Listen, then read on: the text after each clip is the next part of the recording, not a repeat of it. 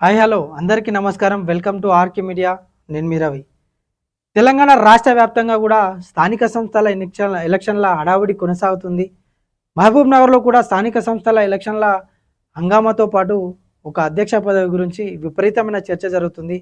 అదే district Congress committee అధ్యక్ష పదవి. సో ఈ డిసిసి అధ్యక్ష పదవికి ప్రస్తుతం దేవరగద్ర ఎమ్మెల్యే గారైన జిఎంఆర్ గారు కొనసాగుతూ ఉన్నారు.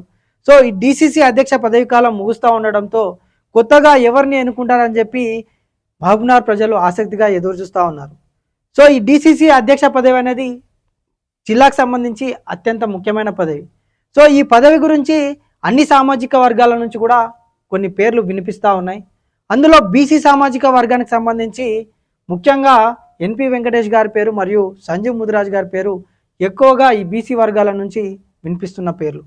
సో ఈ బీసీ వర్గాలు వచ్చేసి ముఖ్యంగా వీరిని డిసిసి అధ్యక్షులుగా చేయాలని చెప్పి డిమాండ్ చేస్తున్నట్టు తెలుస్తూ ఉంది. అదేవిధంగా రెడ్డి సామాజిక వర్గం నుంచి మన్యజీవన్ రెడ్డి గారి పేరు ముఖ్యంగా వినిపిస్తూ ఉంది.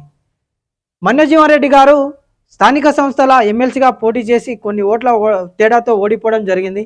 ఈసారి ఎలాగైనా సరే డిసిసి అధ్యక్ష పదవి దక్కించుకోవాలని చెప్పి ఆసక్తిగా ఉన్నట్టు తెలుస్తూ ఉంది. అదేవిధంగా ఎస్సీ సామాజిక వర్గం నుంచి ముఖ్యంగా వినోద్ కుమార్ గారి పేరు వినిపిస్తూ ఉంది. సో అదేవిధంగా మైనార్టీ వర్గాల నుంచి సిరాజ్ ఖాద్రి గారి పేరు కూడా వినిపిస్తూ ఉంది. ఎస్టీ సామాజిక వర్గం నుంచి ఎక్కువగా వినిపిస్తున్న పేరు కోయల్కొండకు చెందిన రాముల్ నాయక్ గారి పేరు. సో చూద్దాం జిల్లాకు అత్యంత ముఖ్యమైన ఈ డిసిసి అధ్యక్ష పదవి ఏ సామాజిక వర్గానికి చెందిన వ్యక్తులకు అధిష్టానం కట్టబెట్టబోతుందో